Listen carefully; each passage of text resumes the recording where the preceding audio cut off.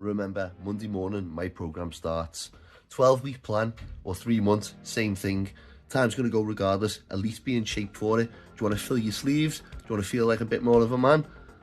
Then let's get it sorted, because then time's going to go regardless. And if you didn't join up, I can tell you one thing. 12 weeks from now, you'll be thinking, oh, should have joined up with Connor. See what I can do within 12 weeks to myself. Get on me, message me, reply to the story. Let's go.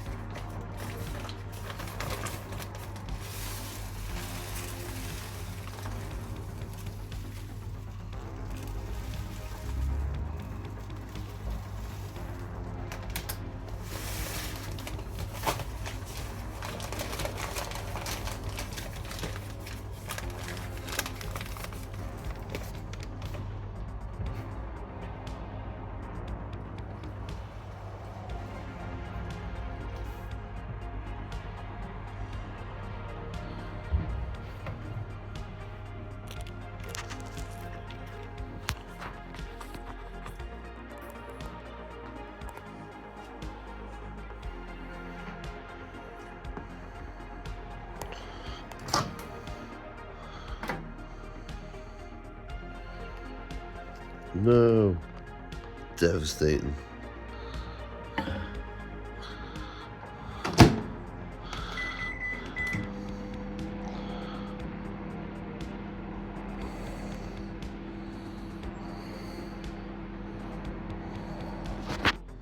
Right, so the morning products, as I always say, using the advanced whey protein, the salted caramel, mixed in with my oats. It just digests a lot better for me, mixed in with oats. And it makes the oats more enjoyable, because I am not a fan of oats massively, so this helps me get the right amount of carbs in and everything, and get my breakfast sorted for the morning. So we have the measurements, which on the packet says 30 grams per serving. Usually a spoon is 30 grams, I'm just very meticulous when it comes to the exact weight on things. So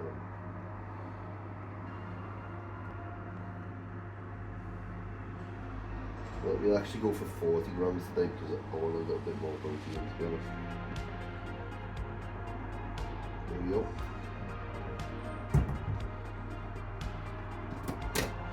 And as we do, we screw the lid back on for next time use, so no air gets to give it a little mix. Push it.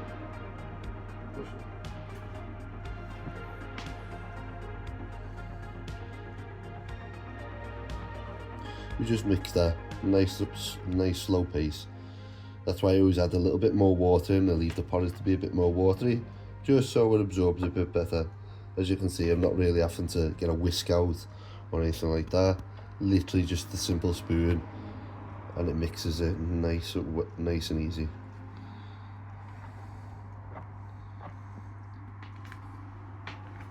You can smell the salted caramel. It is absolutely banging. Literally, as I always say, it's one of my favourite flavours. Is either salted caramel, a toffee flavour, or anything like that. So it's nice to have a whey protein that mixes very easily. As I say, I'm not having to get a whisk out or blender. I'm literally just mixing it with a spoon, which would never work for any other whey protein, let's be honest. Many of them mix like cement.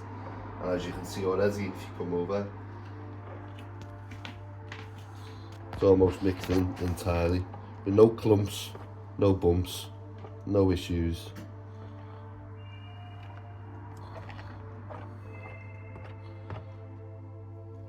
Okay. 1-4. That's it.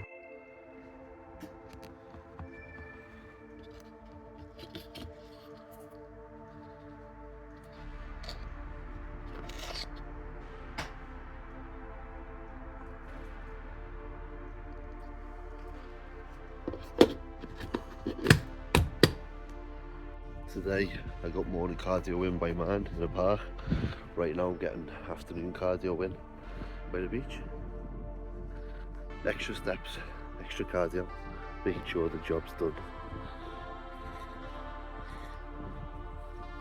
Lovely sight. Just a change up. Keeps it more interesting for me. So yesterday, obviously them clips you seen were from yesterday. Today's a different day. I've literally lost between yesterday and today. I went up to 86.6 kilo, and today I am 81 kilo. First thing in the morning. That's what can happen. Say you do a contest and you rebound, your body's gonna hold loads of water, just from like eating like normal, should I say, things that wouldn't necessarily body in the off season, and you can blow up quite big. Bloat up was from all like the insulin resistance and so forth, and obviously from regaining water from taking like a diuretic from a show. Literally fixed my diet, went back to what I would normally be doing, and I went from 86 to 81 kilo in one day. My skin's tighter, and probably, if not as lean or leaner than I was, just within one day. So yeah, so you see the power of obviously how your body responds to things. See how like responsive your body is when you shock it and you put it in a stimulus it's not used to, how well your body can respond to that. But yeah, so yesterday what we done was I basically hit some chest, shoulders. For me personally, I see sculpting a physique different to most people. I see it very much like the 80s guys, so classic bodybuilding. A lot of guys will go in, they'll hit like shoulder press, they'll do this, and they try and make everything bigger. For me, that's not this is the reason why I'm so light on stage, and it's not necessarily just because I'm throwing mass on everywhere. I'm very selective of where I put the muscle tissue on, very selective, because you can make yourself look a lot bigger being very selective, having the eyes of an artist. So what I'll do is this is something that they used to do back in the day. Did you notice that the arms were a lot bigger, or looked a lot bigger on the guys in the 80s, 70s than they did in the 90s and 2000s and so forth? It's because, just listen, hear me out, they didn't do a lot of shoulder press. Now, when you look at the shoulders, right, the front delt, when you overstimulate the front delt and make it grow too much, it actually makes the bicep look a lot shorter or smaller than it is, because it's illusion, these two bumps. If the shoulder looks bigger than the bicep, the arms look smaller from both the front and back angle. So what I typically like to do is I generally try to avoid as much shoulder press as I possibly can, so that way the front delt doesn't overdevelop. And yes, they can overdevelop, shoulders can. Make sure the front delt doesn't overdevelop, and it makes the bicep look a lot bigger. It's all about illusion. But what I'll make sure I'll do is I'll hammer the side delt to give that cap. You see, if the rear delt and the side delt pop a lot more than the front delt, what that does is makes me look wider, and also makes my arms look a lot bigger. It's all about illusion, being able to sculpture what your physique looks like, as Arnold said. It's about slapping the clay on in the right areas like an artist. Remember that. Don't just go in the gym. If you're looking to enhance your aesthetics, target specific muscles. There is ways people have to draw back on other muscles and try and build others to get that sort of shape. For me, I don't deadlift, because for me, deadlifting increases the size of my waist. Why would I want to do that if I want the tiniest waist it is? I want a Dorito shaped back. Do you know what I mean? So why would I put deadlifts in if it's going to make me lower back and side and core a lot thicker? That's not what I want. There's a reason why I have such a good vacuum, is because I don't hammer a lot of deadlifts. I typically avoid them entirely. The same with squats. My legs have developed massively. I don't squat. Closest to do is a hack squat, yeah, but I'm locked into the machine where it takes a lot off the core and puts the pressure directly on the legs. When you do a squat or a compound lift, it typically is a compound lift because it uses a variety of muscles. I'm trying to avoid that. I'm trying to isolate specifics, and that's why my legs have developed a lot more, but the waist has stayed tiny. All about illusion. It's all about illusion, bodybuilding. Doesn't matter the weight on the scale. The weight in the scale means nothing. It's about how you look at the end of the day. So there's tip of the day.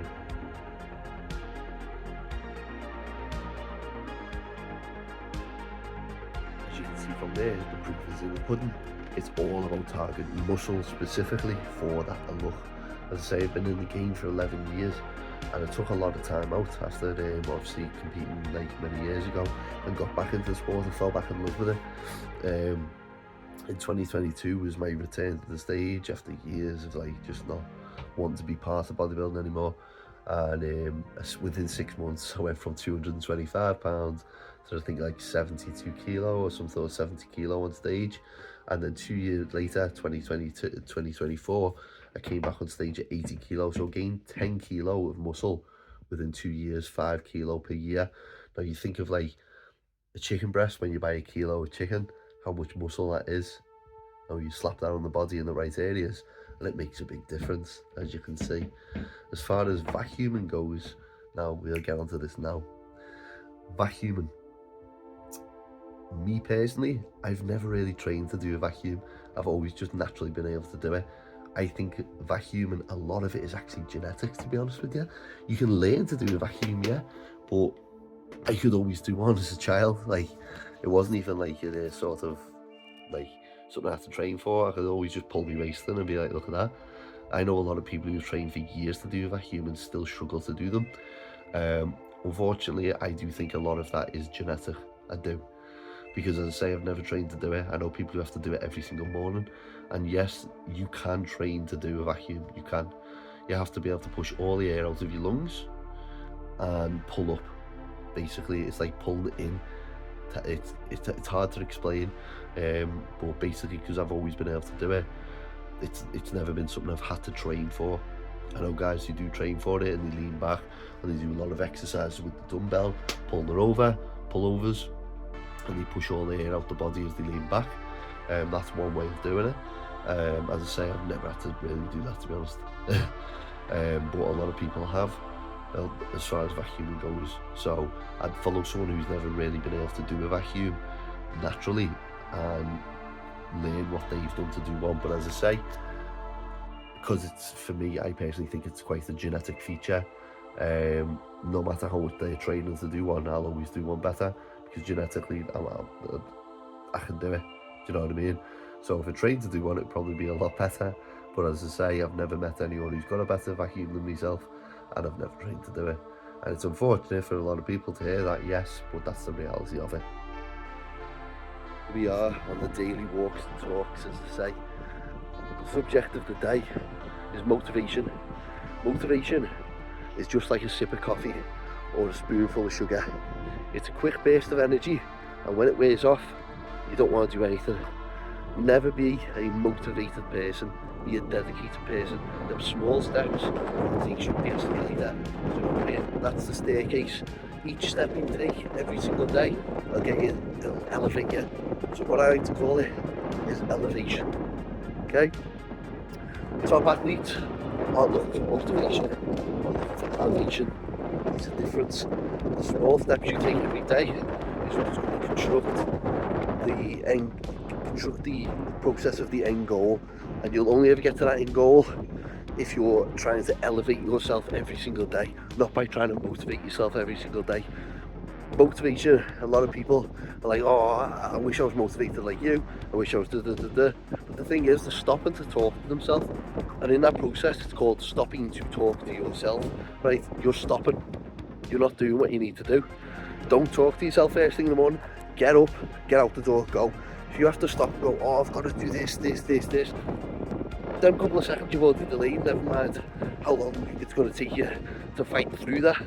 Sometimes your brain is your worst enemy, knows all your secrets, so keep going. Do you know what I mean? Don't allow yourself to talk to yourself, because it'll delay the process of getting to where you want to get. You want to be elevated, you want to just get up, go, and I promise you, you won't have to motivate yourself after you've done it. You won't have to talk to yourself of how you're going to do it once it's done. Do you know what I mean? Because the job's been done. That's how it's done. That's how every day I make that difference. I get up and I go. Walk straight away. There's a task done. Once I've done one task, I feel like the rest of the tasks of the day get even easier. The first thing in the morning, depending on how your morning is, can dictate the rest of your day. Start it off positive, you get the job done. We are at that point where I'm literally getting showers, walking out into the cool air, just to get some energy. It wakes you up though a little bit, you know what I mean? You get in a hot shower, you come out with the wind blowing on you, nice cold air, wakes you up, even though you've got no food in you. It just gets the adrenaline going, the air going, you know what I mean? Skin tightens right up as well. I feel like it's really good for you. Helps you sleep better at night too, if you get a hot shower or hot bath, and then you go out in the cool air, and not go outside, but you allow cool air to get to your skin. It makes you sleep a lot better. People don't realise that when you sleep, you have a better quality of sleep generally with a fan on or cool air coming through. It helps you go into REM sleep a lot better, which is obviously recovery, and recovery is needed when it comes to bodybuilding, and especially when you're in this condition, because you've got no body fat. You feel coldness so much more, like a lot more than average. When I'm in off season, I can walk around in a t-shirt. When I'm in contest prep, it could be the sun outside and I'll still have a hoodie on because I'm absolutely freezing. And with me personally, my feet, they've got no fat on them anyway, so when I'm in contest prep, it's even worse. Back on the cardio machine, on the good old bike. You can't beat the bike, you can't. People talk about the stepper. Nah, the stepper I feel like applies too much pressure on the legs and glutes, as far as like a lot of people, if you go slow on the stepper, you seem to drive and push your legs, and I feel like it can actually make your legs shrink. For me personally, it does. They shrivel away when I use the stepper machine, as good as it is, and you don't need to be on it for very long, like 15 minutes, 20 minutes in comparison to say a bike for half an hour to an hour. But at the same time, just because it's more efficient doesn't mean you're going to actually get more from it, in the sense. I know it sounds really bizarre saying that, but with the bike, I'm not applying any massive pressure to my legs, so I'm not actually, my legs don't wither away when I do cardio with the bike. They actually just get tighter and tighter and tighter, and they seem to keep a lot of the size, and I can go for longer and longer, do you know what I mean, without getting like crazy out of breath or anything like that. I can sit and watch telly, I can do whatever I need to do. So the best investment for cardio for me is obviously steps, because it's free, and the bike, which cost me like say £50 or £60 from Amazon brand new. You could probably get one off Gumtree dead cheap, or eBay or something like that, second hand. Doesn't matter if someone's used it before you, just clean it down and get cracking on, as long as it works. It's about your progress at the end of the day, and trying to save as much money as you possibly can, because bodybuilding can be expensive, it can, and like simple things like that might be massively expensive to some people, but it could be expensive to others, do you know what I mean? For me, I'm not the most well-off person ever, so for me, every bit of my money basically goes into surviving, keeping roof over my head, the right food in my stomach for bodybuilding, and funding bodybuilding, you know what I mean? Like paying for contests or travel or hotels, it's so expensive, people have no idea. If you've got a sponsor who can help you with that, that's great. If you're a sponsor who can help you with that, that's great. But obviously my sponsors don't cover that, but my sponsors do cover other things that are very expensive to other people, do you know what I mean? Which is great for me. So I feel quite blessed at what I've got. And some people don't even have sponsors. I didn't have sponsors for like 10 years. So it's finally started to pay off for me a little bit. And I say with the YouTube growing, my business growing as far as like coaching and so forth, I still have a full-time job. I'm working non-stop, work around the clock. But bodybuilding is where I want to start making the money. That's where my passion is. Obviously recording me like progress day by day and so forth. But as you can see, nothing changes. On the bike, getting an hour done or so, getting off, having the last meal of the day, getting to sleep. It's a very boring lifestyle to some, but it's not boring to me. It's because I what I enjoy to do, and as I say, I want to take it to that professional league, and obviously up the game even more. But for now, we keep going till I get there, step by step. If any of you have got any like sort of things that hold you back as far as like coach, as far as like training wise, diet wise, what holds you back from reaching your goal? I want you to comment below. Comment below if you're watching this video. Tell me what holds you back, and we can have a little chat. And maybe you can join the coaching. It'd be great to have a couple more people on board. As I say, I've got a 12-week program there, or you can just be a monthly client, which is better for the both of us, because then I get to see how your body responds to things. I get to understand your body to the highest level, and the longer you work with a client, the better it works, because you know everything about them, what they like, dislike, over time, what they respond to, what the tolerances are, intolerances, how they respond to set training, how they respond to set compounds, or even if they want to be natural, how they want to respond to set supplements. So if you are interested in being coached by a champion bodybuilder, contact me, who also has qualifications as well, not just someone who's just done the sport. I am qualified as well, so there's an extra bit of security around that. But yeah, as I say, one of them. I am looking forward to a good meal after this though, I tell you that. I am looking forward to a big scran. And as far as food challenges go, give me some suggestions below, because I swear to God, when my stomach's normal after doing this show again, because it takes a while to get back to normal, I'm going to chow down on some fat scran for the off season. I can tell you that. I've got to put on a lot of weight if I turn pro. I've got to put on like 20-30 pounds, you know what I mean, of stage weight nearly. Well, maybe not stage weight, I'll have to find out the exact statistics. But off season I've got to get big. So I need big food, I need big challenges. Hit me up below. Do you know what I mean? We'll keep this channel even more entertaining, because I know it's just a day in the life. It's kind of the same sort of thing.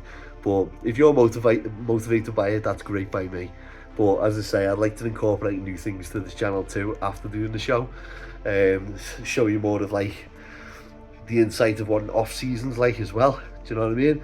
Day in the life of an off season, because you get to do more things, you got a bit more energy, you can go outside and travel, see movies, whatever, do like fun adventures, go to events. I want to keep you all updated on what I'm doing. So yeah, remember, I want you to subscribe, like, comment, share, tell your friends about it, tell your family about it, and just keep watching because it helps me. Thank you very much, and I'll see you later.